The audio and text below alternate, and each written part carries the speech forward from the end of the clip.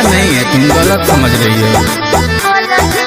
दिल लेने देने की न करनी है गलती, देख के सुघोर हमसे मार दोगे पलटी। आऊं झांसे में मैं इतनी पागल नहीं, अरे पागल नहीं, समझे? ताली पीस्ती खराब होगा काजल नहीं, खाली नथिए उतारूंगा छागल नहीं।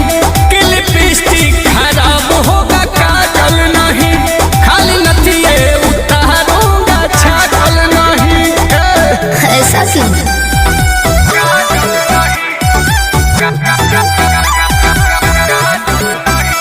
Music by Arya Sharma.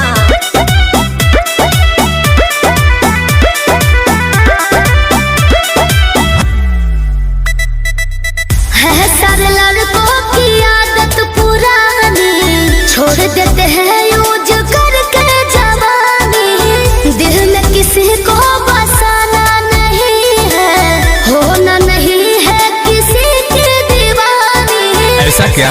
हाँ जी। टाका फीट करते हैं फिर वो चीट करते हैं अपने यार को, उनका यही तो है काम, करते फिरते हैं बदनाम सच प्यार को।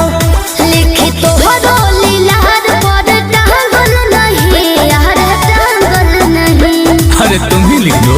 ओहो लिपस्टिक ओहो